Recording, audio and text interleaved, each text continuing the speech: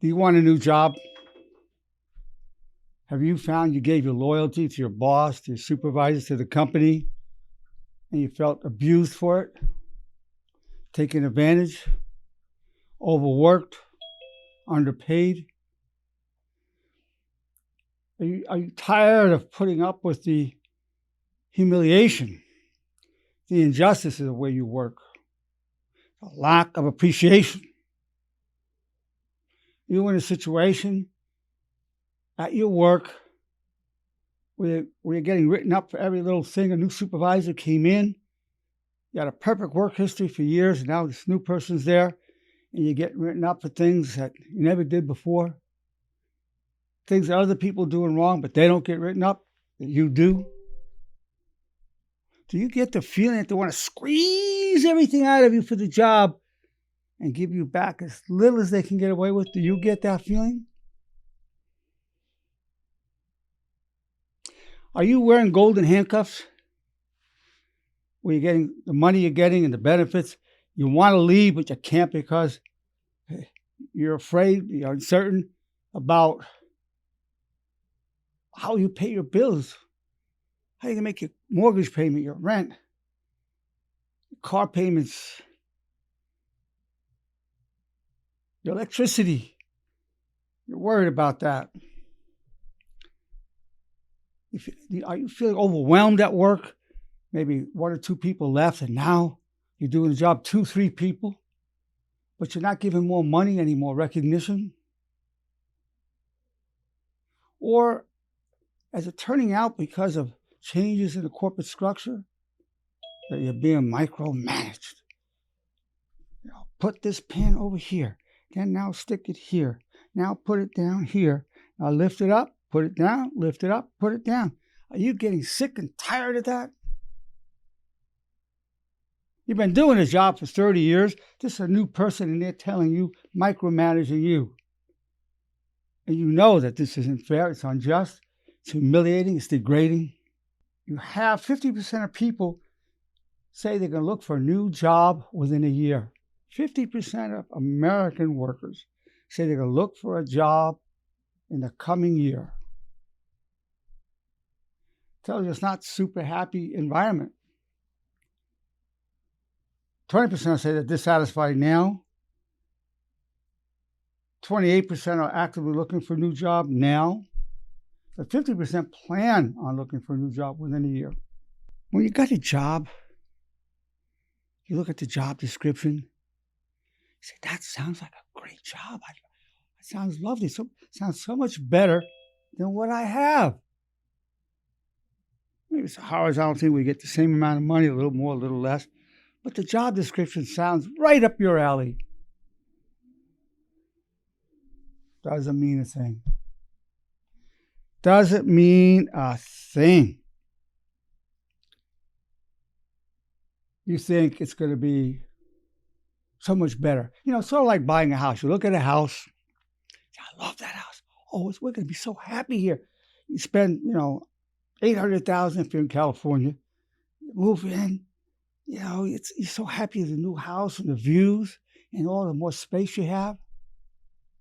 And then you have a knucklehead neighbor, always complaining where you're parking your cars on the driveway, that your sprinkler's leaking onto his lawn, that you're leaving the garbage out in the front, leaving you notes, bothering you. And when you're coming out of the house, comes up to you and starts giving you a hard time about your dog barking or your kids making too much noise. Doing it a lot. So the house wasn't what it seemed because that neighbor came with the house. And you're not going to have a moment's peace because of that neighbor. You get a job, sounds good in a job description, and some knucklehead coworker or supervisor doesn't care about the business, doesn't care about making money, cares about his power, wants you to be a yes man, a yes lady. And if you're not going to do that, he's going to give you a hard time, and he's going to favor the cronies who do that. The job sounded great. A lot of people tell me, I love my work. I just can't handle the supervisor, can't handle the management. Well, that means you don't like the job. I get to meet the most beautiful human beings in the world that come to see me as my patients. I call them my people.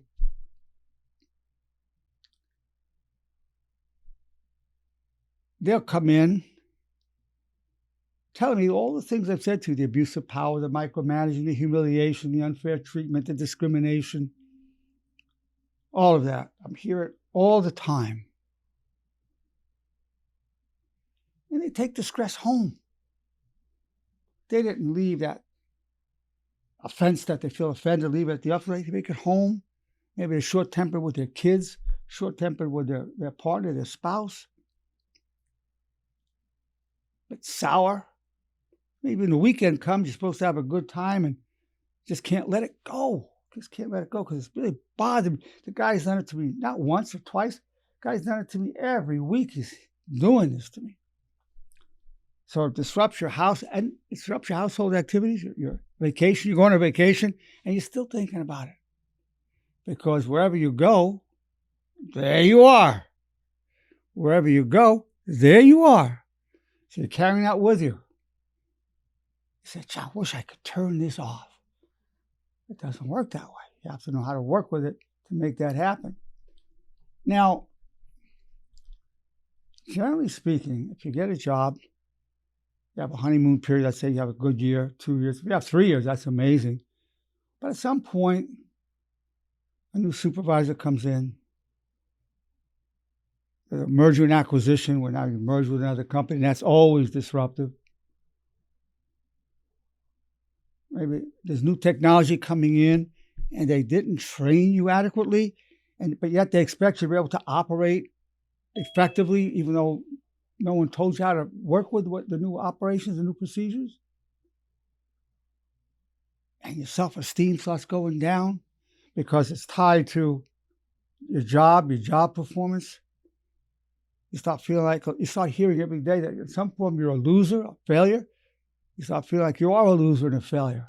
I mean, if you're hearing it every day, you're getting the message, not in so many words, but that's the message. You're screwing up, you're making a mistake, you're doing it wrong. Don't do it that way. Stop. You hear those messages and you go, oh my God. Yeah. Even you say, he's wrong about what he's saying to me. He shouldn't be doing that. It's unfair. Still, your self-esteem, your self-confidence gets shaken by that. So many of my wonderful people get so stressed from this that they need to go out on disability. And they say, I've worked for 10 years, 20 years, 30 years. I don't even take my vacations. I feel so guilty about taking off. Of course, I tell our people that this is a time for you to really advance yourself. I tell people it's the best thing that could happen to you because you're going to see tremendous growth and you're going to get a great perspective. Then you have a job and you feel insecure. People say, you know what? I'm going to go to college. I'm going to upgrade my skills. Well, there's something to be said for that. Of course, people are afraid of getting into debt. You go and end up on $30,000, $50,000, $100,000, $200,000, depends what skills you want to upgrade. Probably, in my opinion, probably 80% of people that are in college shouldn't be there. So if you want to upgrade your skills, if people would go more towards the trades, being a carpenter, a plumber, an electrician, car mechanic, there's going to be a need for that. Many people are going to be put out of work as it is now due to AI. AI is going to be doing more and more of the things that so many people do. I know in one industry where it's a trucking industry, and everything in the hub that was done manually, now they're bringing in AI, and it's being automated, and people are being let go. And people say, wow, people are hearing that, gee, my job might not be here. In many industries, people are going, gee, but AI could replace me. So if you want to get reoriented, learn how to do AI, get into that industry, or go into a trade. AI cannot do the plumbing and the electricity and the roofing, and you just can't do that, can't do the masonry. So you want to go into trades that are AI-proofed. AI-proof, where AI cannot take it from you. If you work in a factory assembling cars, they probably get these robots going, they're already there. start replacing you. They'll do a better job more quickly at much less overhead. So you want to be thinking of a couple of things. What industry could I be in if you want a new job? Well, I'll have some job security. That's one. The other thing you want to think of is I want a job that's honorable. Let me tell you what I mean by that. If I could make $1 billion and they gave me total ownership of the cigarette industry, I wouldn't want it. I would turn down the billions. Why would I want to be involved with manufacturing something that's death, exporting death throughout the world? I believe in capitalism. It's the best system. But I even believe more in capitalism with honor, which for the most part now is not easily found. So when you're getting a work, you want something that's going to add real value to the world, constructive value.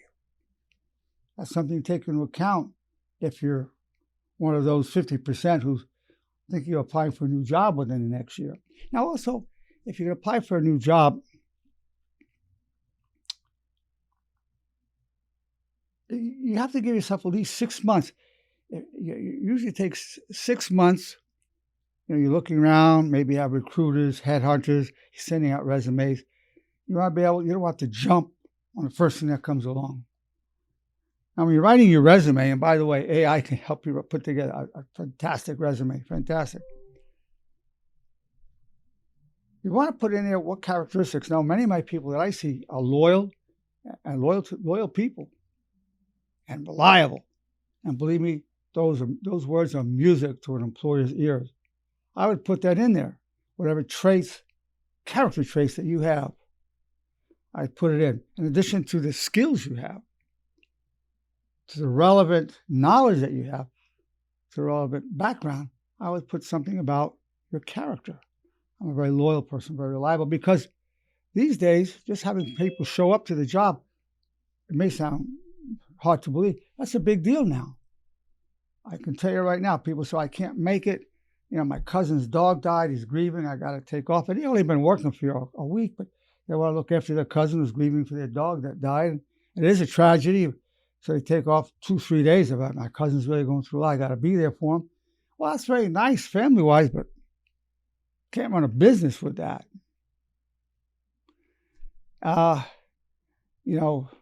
My best friend is getting divorced. I got to take off a couple of days. I got to fly to another state to take care of her. So I can't be. One thing after another. Believe me, this one thing after another. I've always wanted to go to this concert. They're finally in town. I'll never have another chance. I've always dreamt of going. I need to take this day off. A lot of people of this new generation feel entitled to that. I think there's a lot of potential, a lot of greatness that will come from these people. But if you're a reliable person and a loyal person, what I'm saying to you, I'm not trying to put these individuals down. What I'm saying to you is you have more to offer than you realize. The reason is because you don't understand what people are now bringing into the job. You have a work ethic. I see people who are married for 20, 30 years, who had the same job 20, 30 years. Wow, that's stability. That's the salt of the earth. That's what keeps America alive. And I find many of my people have that. And it's a beautiful thing. When all they have is tired, that's all they have. They feel they can't go on another step. They get down on the ground and just keep crawling till they make it. That's a great attitude. That's a heroic. Now, everybody wants a good job, but I'm going to tell you, you don't really want a good job when you think about it. A job is something you do from 9 to 5 to pay your bills. Now, you might want a career. A career is a job you really enjoy. That's a step up. Step up from there is what I call a calling, which is a career you would do for free if you could afford to. You would do for free if you could afford to. And a destiny is a calling you would actually pay to do if you could afford to do that. Job, career, calling, destiny. Most people, once you put this to them, really want a calling or a destiny. They don't really want a job. I mean, there's a lot to be said for having jobs. We have bills to pay, and that's all you can get right now. But most people want at least a career and preferably a calling or destiny. Now, that's for me. I see such beautiful, wonderful, lovely, amazing people. I would do it for free if I could afford to, so it's a calling. But actually, I'll even go further. I would pay to meet the people that I meet. Unbelievable people. I would never meet them if I wasn't a psychologist and coming to me for help. So for me, it's a destiny. I'm grateful for the livelihood I make, but I'm 84 years old, and it's more than just the money for me now. The title of today's presentation is, Do You Want a New Job? Do you want a new job? My name is Dr. Arnold Nerenberg. I've been licensed to practice clinical psychology in the state of California since 1974. So I've been in the profession over 50 years. And I've walked upon this earth for over 84 years. So as I like to tell people, I'm 84 years old, and I finally have a pretty good idea what I'm doing. So it's very reassuring, and I'm glad I'm still alive. I'm still here so I can give you this. Now, a lot of people want to get their BA, and that's good. Now, you need to know that most BAs, now if you get a BA in engineering or nursing, that's right, you get a job. But most BAs will not open a door for you. They won't. But they will keep a door from closing on you. Say, if you don't have a BA, don't apply. It says that BA required, which means if you don't have a BA, don't apply. If you have a BA, it's not going to open the door. Just keep the door from closing. My son got a BA and a major in Black Studies. Now, had no commercial value. Then he took the next year, he went online, got all these certifications in IT, and has an amazing job. He's now a project manager. He rose up to the top. But he couldn't have got some of the jobs without a BA. So he got a BA. That's not relevant at all to what he's doing. But then he's got the certifications, and it opened up, and now he's very successful in terms of the IT profession. Let's say somebody says, I always want to go into business. I want to highly recommend, if you can, to have your own business, to be an entrepreneur. If you open a business, whatever it is, you got to be willing to eat, breathe, and sleep it for at least a year. That's the main thing in your life. If you're not willing to do that, do not go into business. If you're willing to do that, you've got a good shot to really get it going, because the first year is critical. So you put that in, that gets the momentum to grow. Then you just got to keep working it. But that first year, that's it.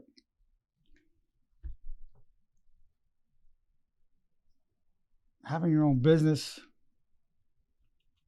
calling your own shots, setting your own hours. Some of you have made your employers very rich. You say, I want to make myself rich. Beautiful opportunity. And this is the land of opportunity. America is the land of opportunity. To be in this country, one of the things we have is opportunity. There are hurdles, but the opportunity is here. Now, in opening your own business, let's say somebody says, I want to go into business. I'll say, so what kind of business? Well, I like to have my own health food store. I like health, fitness. I like to have fitness and health. I'm going to go to university and learn how to run a business. I say, well, that's one option. It's a good option. I'll tell you another option. They say, what's that? Get a job at a health food store or gym. Get to know the industry. Get to know what's really going on. Make contacts, network. And after a year or 2 years, there's your college education. Better than your college education. Because that knowledge is specific to the industry you want to go in. When you take it at the university, it's just a generalized business thing. This is specific to the industry you want to go in. So this way, you're getting paid for your education. You're getting a salary, commission, whatever, but you're learning the industry. Very good way to go into your own business. Now, I mentioned how the job description can be misleading, but resume can too. You send a resume and a person reads and says, wow, he sounds great. She sounds great. course, it's not talking about your flaws. It's talking about all these good things. They hire you. They're not too happy. You said you're this, but you're also this. You're disappointed. The job description said it's this. You get in, you see it's this, but it's also that. So I would say the resumes and job descriptions can kind of distort things. You have to be willing to go in your own business. You want to be able to have this thought. Write this down. I love the unknown and uncertainty as a portal to amazing opportunities. I love the unknown and uncertainty as a portal to amazing opportunities. Now, write that down. That's a good one to use whether you're looking for a new job or your own business, because life is filled with the unknown and the uncertainty. So most people are afraid of it. Well, most people are afraid of change, which understandably so. Understandably so. So this thought that I'm giving you, you want to recite it 3 times a day. 3 times a day. And you want to commit yourself to the way of honor, which is with 4 commands of honor. I wish you well. I take full responsibility for co-creating my reality, my problems. I'm grateful for the power I gain from hardship. The one of 2 commands, whether you believe in God or not. If you believe in God as I do, God, your wish is my only wish. If you don't wish to address God or don't believe, I seek always to serve my highest values. This will help you when you get your new job, you're starting your business, because you're empowering yourself. You're not just going to go around blaming. You're not just doing a victim mentality. You say, there's a problem here, but I've co-created it, which means I can unco-create it, means I can co-create something better.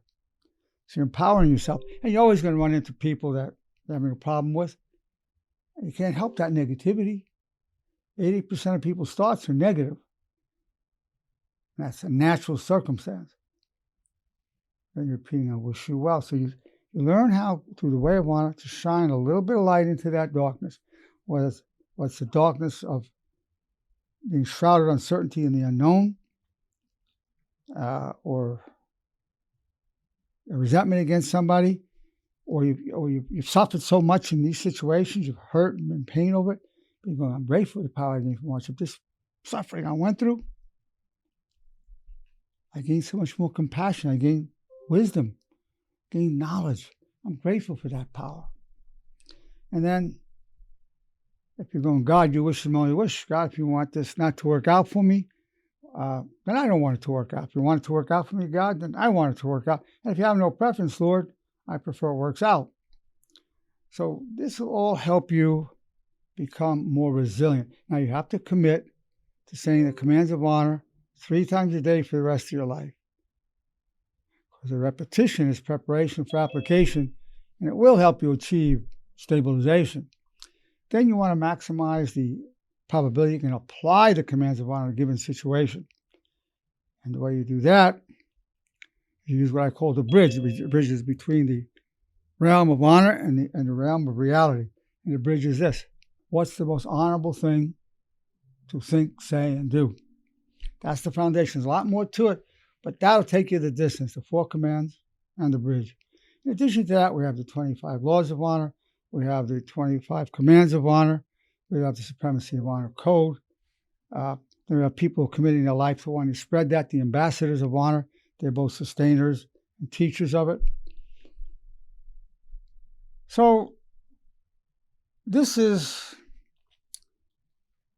the realm. This is what I want to talk to you about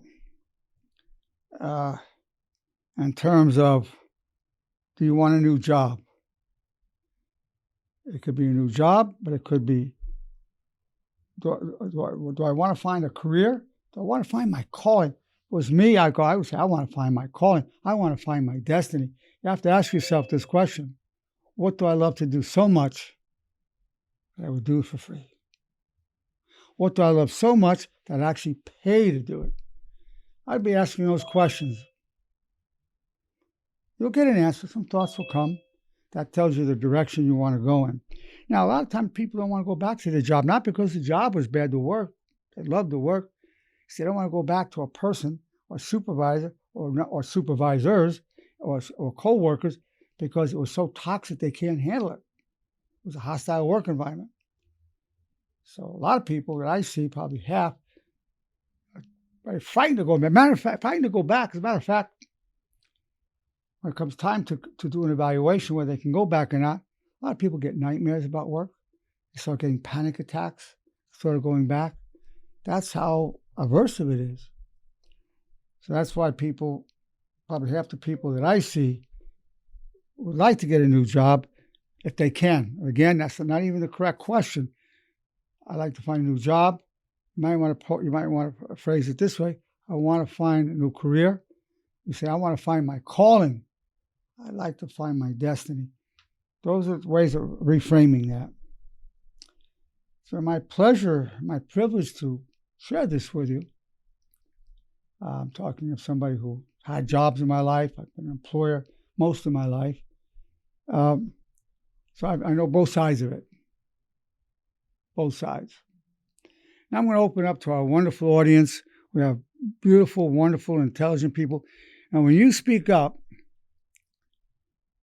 I say this each lecture I give, the people are going to benefit as much or even more from what you have to say than I have to say, because it gives people a sense of belonging to a wonderful community and saying, I'm not alone.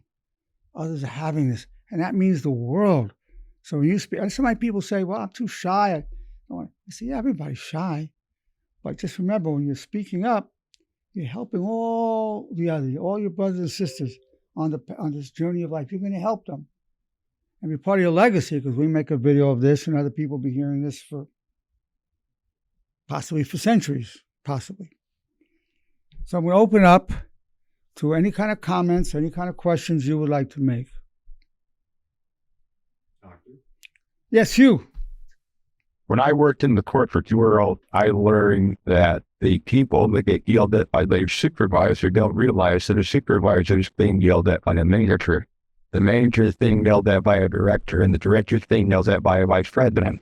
Yes. So he was saying that he worked at some major corporations, and the yelling, being abused, went from top down to bottom. From your supervisor hit with his manager, and from the president. And that's true. It really has to do with a corporate culture. Most corporate cultures have an aversive quality to it. Not all of them, but you have that kind of fear-based orientation.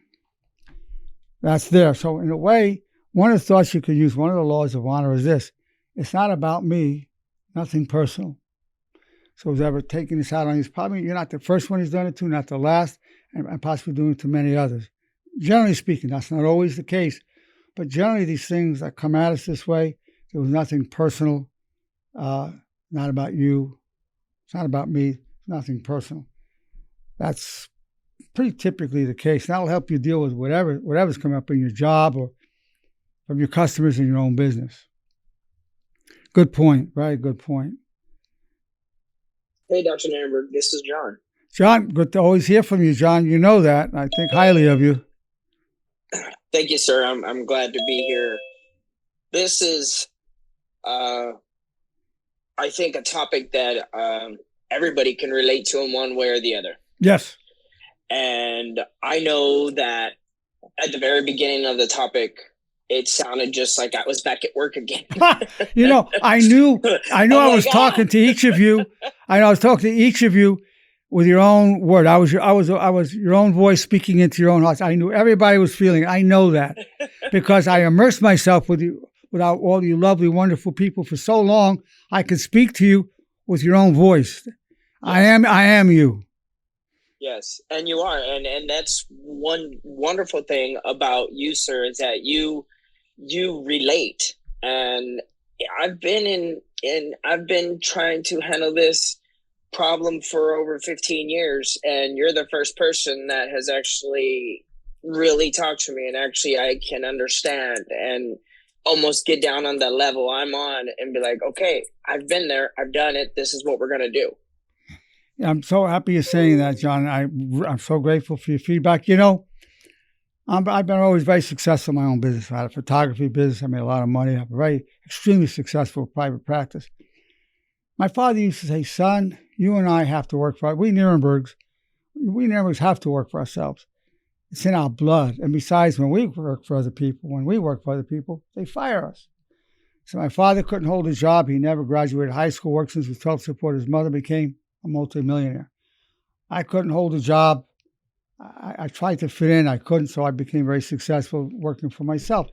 The people who have the hardest time are the ones who can fit in. Believe me, if I could have fit in, I would have. I just couldn't do it. I admire all my people so much because I look at what you put up with on your jobs, and I know I couldn't take it. I know every one of your bosses would have fired me or I would have quit. And that's just how I was born. So I admire you in those ways. You're more successful than me. But by my failure to fit in, it allowed me to manifest my true identity, to manifest my full creativity, to manifest my destiny. And now that's because I couldn't fit in. If I would have fit in, all of this wouldn't be happening. This lecture wouldn't be happening. If I had gotten a university position, I couldn't be giving these lectures. I have to stick to topic, to whatever it is. I can just talk anything I want. I've talked about physical fitness, nutrition, anxiety, depression, jobs, whatever comes to me, whatever I'm inspired, I can do it. But I don't work for the university, and I've always been attracted to academia, but I don't want to take a textbook and have to keep to that textbook. It's just not how I want to go. I don't think I can even do it. So, yes, if you're blessed and cursed to not being able to fit in, then that'll drive you to doing some amazing things. If you can fit in and hold a job, that's a blessing, but it's also a curse. I mean, you get great benefits, retirement benefits, and health insurance, and all the rest. I've never had that. I have no retirement benefits. I work out my own retirement. I had to pay for my own health insurance. I mean, again, it's not something I wanted to do. It's something that person I am was forced into do. I was forced to become a very successful man by the Holy Spirit, by God's grace. I'm willing to, and because I'm passionate about what I do. I love what I do. I love the people that I see. And so I can really devote myself to this. When I was in university and graduate school, I looked at my studies as sacred. I didn't do it just so I can get a good job. I thought, I love this knowledge. So this was a natural path for me. I'm not really much good for anything else. But I'm really good for this. I'm actually perfect for doing this and doing this with you. But I'm really not perfect or really good for much else. So, so my failures, my shortcomings help make me the perfect psychologist for you, perfect educator for you. It's like my father said to me, he said, son, I have a lot of good advice to give you. Not because I've been so smart, just I've been so stupid. So I've been more stupid than all of you put together because I'm older than all of you. But that stupidity is definitely part of my credential to be able to bring to you this knowledge and these inspirations and these insights. Because the things I'm telling you, I know you've never heard it anywhere before. You'll never hear it again. It all comes to me from the Spirit. I get these promptings and I speak it. I just learned how to recognize it. And I write poems. I give a lecture. I came up with a lecture for today. I came up with it last week. It was a great lecture. It was a great title. And I wrote it down. And I couldn't find the paper. I said to my wife, do you remember what that title was? No. I asked Sandra, one of our secretaries, do you remember the title? No. I said, I just come up with a new one. So the title, Do You Want a New Job? I just came up with, a few days ago and just wrote a little outline about 20 minutes to a half hour ago. I just couldn't remember the title of what I was going to present. If I find it, I'll give it next week. It was a good one, I can tell you that. Who else has something you'd like to say or ask? Thank you, sir. You're welcome. You're most welcome. This much, Doc. I want to say something really quickly. Please do. There you go, Jerry. Big Jerry. You give me $1 billion, I'm running the heck out of that tobacco industry. I'll tell you right now. You're getting the tobacco industry, but you won't smoke it, will you? I won't smoke it, but I tell you what, I'm going to run the heck out of it, and I'm going to do it morally, like the honorable drug addict. Okay. An honorable death merchant. An honorable death merchant. I got you. Honorable death merchant. Hey, if you could bring some kind of honor into it, If But you I'm- put, hey, you put on the label of the cigarettes. Hey, listen, Jerry, you put on a label of the cigarettes. This will definitely kill you. That's bringing honor to it. It's not like this could cause cancer. This big bold print. This will definitely kill you. At least you're giving them a warning, right? You know what? We'll pay for 10% of the funeral costs for anybody who died of lung cancer. How about that? Yeah. Boom. There you go. You could probably open up a lot of good foundations, charitable organizations. And dedicate to all the people you killed. This is all the people I killed. You could build hospitals. You know what? I've killed a lot of you, but here's a hospital. I would make all these hospitals so you can die with some good medical attention. Sure. That cracks me up. It cracked me up, Jerry. I know what that feeling is like when I remember I've been working for the same man for 12 years now, and all of a sudden everybody starts getting fired. Just boom, boom, boom, boom, boom, boom, just everybody. And guess whose workload just keeps getting heavier and heavier? I hear that story all the time. And the pay doesn't go up, the workload goes up, but not the pay. His expenses go down, his overhead goes down, your workload goes up, but your pay doesn't go up commensurately with it. I got that, Jerry. Thank you for your input, Jerry. You're the man for sure. You are the man. That's for sure. I appreciate your input. You have great energy, and that was good what you said. Very funny. Anybody else have anything you want to say? Hey, Dr. Nerenberg, it's Claudia. Claudia, good to see you, Claudia. Good to see you too. So I just kind of wanted to throw it out there because I know there's probably people like myself, like in my age group, that are using this time to maybe reinvent themselves, like going to school and just getting a new job. But you're becoming a nurse right now, right? I'm getting into that, getting out of corporate banking and into the field of nursing, but it's never too late. And, I beat up myself like, oh my gosh, I'm so old, I'm starting my new career. But honestly, it's, just being faithful and knowing that God has a plan for you, really just holding on to him is one of the things that has been keeping me, for lack of a better word, sane. I mean, really, I can't express how close I am to him. And I'm just... And Claudia, hang on one second. Let me interrupt you because what you're saying is so beautiful. You've gone through a lot of trials and tribulations from your life at work. Is that right? So you had to get this time out. So those trials and tribulations, that help promote you getting closer to God, just being out of the suffering make you closer to God? Absolutely. All right, now, let me interrupt you. Have to hold on to. It's just him. Let me tell you. One of the derivatives of the commandments of honor is this. God, I'm extremely grateful for the gift of trials and tribulations that bring me closer to you. God, I'm extremely grateful for the gift of trials and tribulations that bring me closer to you. Because without these trials and tribulations, that's what drives us towards God. Otherwise, if we were happy all the time and we never suffered, people would start thinking they are God. So once you're brought to your knees, you say, this is more than I can handle. That's humbling.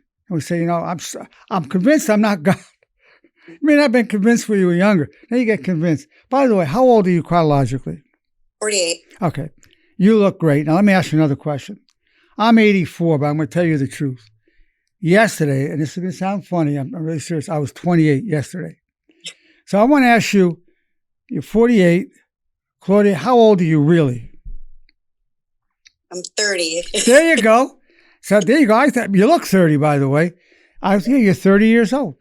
So, I don't define myself by my chronological age, although I saw this thing saying nobody told us that we'd get old so fast. But, I define myself as about 28. And I carry myself that way. You're 30. So the chronological age is one thing. Your biological age is another. And then your psychological age. My psychological age is 28. Yours is 30. So I'm a little younger than you, Claudia. Okay. 2 years younger. But I have to say, Dr. Nerenberg, your teachings about health, right? It's all correlated also to your brain function as well, your sleep, your habits, your prayer life, and then repeating the commandments of honor. That's so important. And because when you, even one day that you miss it, you can have your whole day derailed. And it's happened to me. It has. And when you get derailed, what I tell people, you will get derailed. There's something that will tempt you, or you're lazy, or you just get tempted by something, money, sex, whatever. But then as soon as you notice it, you repent, and then you strive to go back onto the path of honor. You may not be able to get on that path immediately, but you're moving towards getting back on it. And I'm only telling everybody that because you will fail. What I like to say is this: we are imperfect people living in an imperfect world, receiving perfect guidance. We are imperfect people living in an imperfect world, receiving perfect guidance. The teachings of honor are that. The teachings of the divine messengers are even greater. So the guidance is there, but we're imperfect, and the world is very imperfect. So, I saw you the other day. You came in. I was very glad you stopped by. I think you're following your dream. You have the acuity, the articulateness, the intelligence, and the drive to get your MA in nursing. You're going to be a nurse practitioner. I know you will, and I want to know when you got it. You won't be my patient, but I want you to let me know. I will, doctor. Because that'll inspire us. I had a patient. He said it's okay to tell his name. It's Michael Trejo. He used to work at UPS. He didn't have any degrees. I'm talking to Michael. I said, Michael, you're an intellectual. A man like you should have his Ph.D.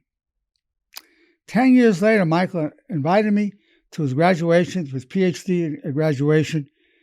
He's Dr. Trejo. And that's what, and because I saw that in him. So I said, that was 10 years later. So with you, it won't even be 10 years. You'll be nurse practitioner, Claudia, much sooner than that. Well, I'll be closer to maybe 20, 28, 29, but I'm still going to do it. I'm never going to give up, doctor. And that's a role model for your family, for other women, for just human beings, period, saying, look, you can do this. Yeah. And much respect to you, much respect. Thank you, doctor. Certainly you've helped me. And like I said, there's going to be ups and downs, but it's all about the perspective, losing perspective, gaining your perspective, and being kind to yourself and knowing that you're human. And then you're going to have good days and bad days. But hanging on to the Lord, that's been my fortress. Well, for those of us who believe, and then others who don't believe, they can use, I choose honor above all else. So I seek always to serve my highest values. And that's going to help them a lot for those of us who believe, which actually turns out to be many of us, maybe even most of us, would turn to God. So I'm with you on that. Thank you, Claudia, so much for your beautiful input. Thank you. You're welcome. Dr. Nerenberg is Isabel. Oh, Isabel, there we go. Isabel. I resonate so much with what Claudia just said. And, she just put it perfectly.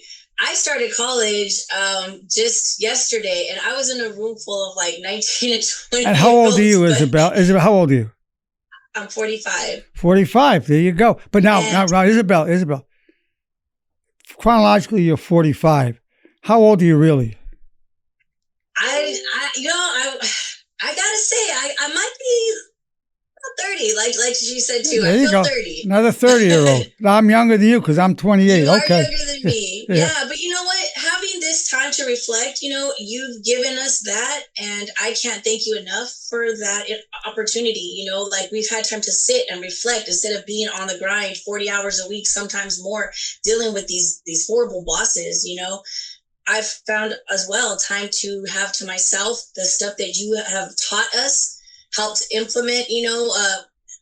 It's going in and it's resonating with me. And you're never too old to go back to school. I'm learning psychology right now to be a nutritionist, and I'm like, Dr. Nerenberg, how did you do this? Because this is hard stuff. It really is. I'm like, how do you do this? But it's my second day, so I gotta, like she said, give yourself grace. I gotta learn to give myself grace. It's been a while since I've been in school, so. Well, I admire you. I respect your journey. And, You know, I once had a psych assistant. She got her Ph.D. when she was 70. Wow. 70, she got her Ph.D. And you know, you're going for your dream, you're going for the vision, you're going for your calling or destiny in life. That's what it's about. When you go for your calling, go for the dream, that's a life of no regrets. Because if you go for it, you'll never regret it. If you don't go for it, at the end of your life, you'll regret it. Gee, I could have been a nutritionist. In Claudia's case, I could have been a nurse or a nurse practitioner. So you're basically walking a path of no regrets. The path of honor is a path of no regrets. I'm doing it, and I thank you. You know, you have a lot to do with that, and all your teachings have helped to keep going along the way. So I appreciate it, and that's all I wanted to say. You know, Isabel, I have to say this. You've been a big surprise to me because you're such a pleasant person, you know, bubbly, and you could, but and under that bubbliness and cheerful, you know, the beautiful smile and the way you talk, but also at the same time, you're a very deep person and very bright and articulate. And once I start really listening, oh yeah, it took me a while to catch. I said, oh, Isabel's deep. Mm-hmm. So you're just a beautiful human being. Thank you. You're welcome. You're welcome. Okay. Dr. Nerenberg. Yes, who's speaking? Amber. Oh, Amber. Wow, okay. Amber, good to hear from you, Amber. Yeah, I just want to encourage Claudia, like, if she ever needs a resource, she knows that I'm here. I'm available for her. I want to encourage her that, you know, the career of nursing is amazing. It's been good to me these last 14 years.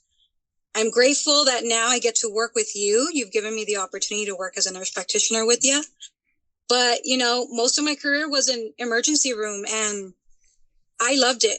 I loved it. Everything that I've learned and that I accomplished during that time, the politics definitely get to you. But it's a very rewarding career, for sure. And also, you know, Amber, you're at this part, doing it this way, I think being here, the politics are probably a lot easier, you know, yes, in terms of working at our clinic here. And because we look at you as a human being first.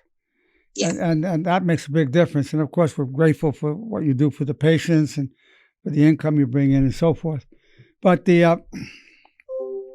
also, you're a natural for this. I mean, you're a natural healer. Your presence is healing. You have such a sweet, loving, compassionate way about you, coupled with the wisdom. So you're natural for this kind of work or any form of nursing. I'm sure many people were so vulnerable when they came into the ER. Your presence was probably very reassuring because sometimes you get a nurse or physician there, healthcare worker that doesn't care that much, but I know how much you care. That you care then and you care now. So that's, I know for you, this is not a job. I don't even think it's a career. I think it's a calling or a destiny. Am I right or wrong? You are correct. Yes. So that's the spot you want to be in. That's the spot that Claudia wants to be in, that will be in, and Isabel will be in. We're following a calling or destiny. So I want you to have that nomenclature, everybody. You can go for a job, that's honorable. It could be a good job. You can go for a career, which is even more, but keep in mind about ultimately going for a calling or a destiny. Keep that in your mind. And the question is, what do I love so much that I would do for free or I'd even pay to do it? Amber, thank you so much for your input. And thank you, Miss Amber. I appreciate it. You're so welcome. Of course. Yeah.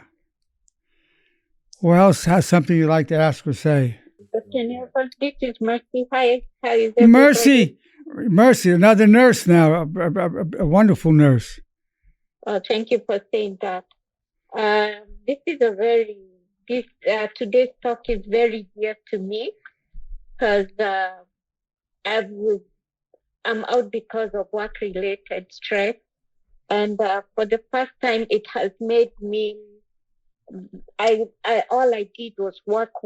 I never really had time for myself. And during this period, I found time to reinvent myself, to identify my stressors, and to be part of this wonderful community, the Honor Society, and to be an ambassador of honor And I've had time to see what I am, reevaluate myself, identify my strengths, and do something different. And I think someone else said, and I also feel my faith and my spirituality has really grown.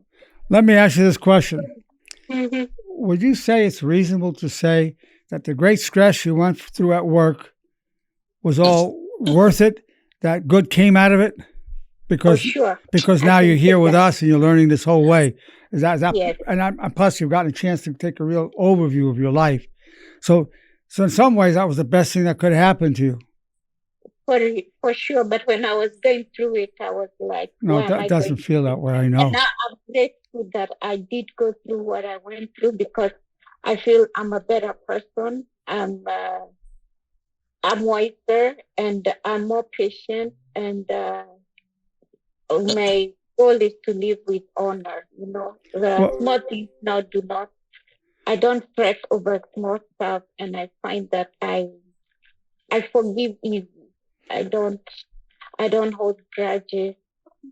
Well, you just emanate sweetness, Mercy, your voice, your whole being. Okay. And I know that helps your patients. Well, it helps anybody around you. And then adding to that the way of honor.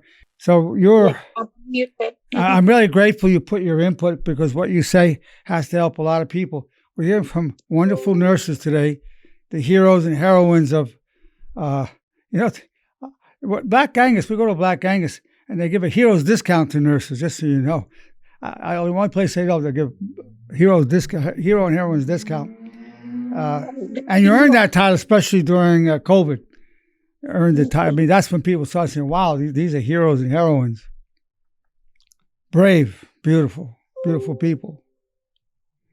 Thank you for saying that. And thank you for who you are, and for all the support and everything. I'm really indebted to you.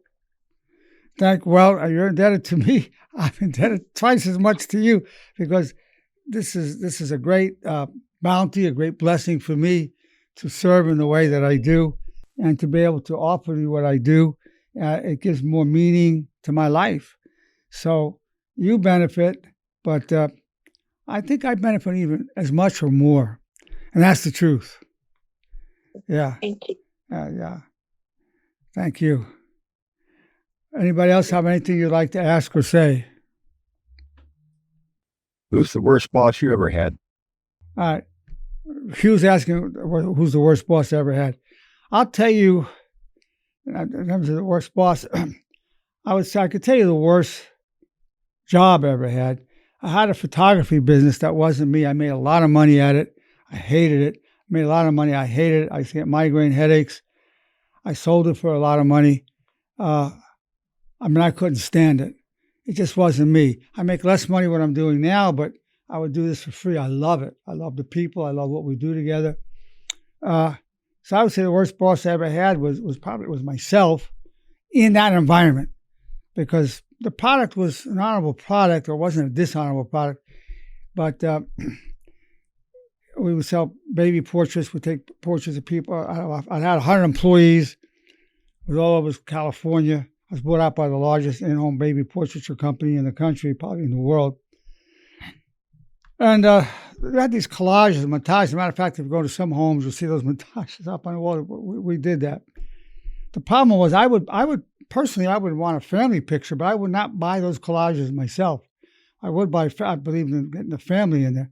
So I had my own framing company there, my own lab, telemarketers, collection agency, finance company. I had it all in this building that I bought.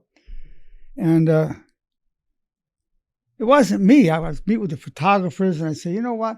Maybe you can put the baseball cap on the baby a little more this way, that way. I'd pick up the frame and say, there's a little area you can see a little light through the crevice over here. I shouldn't be there, or the stain is not on there properly. I can only tell you that wasn't me. It didn't have enough meaning to me.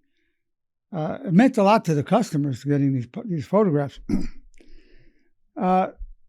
So, like I said, I make a lot less money now, There's no comparison. I used to get migraines. I'd have a phone to each ear. Two people would be in the doorway. Two people sitting in my office.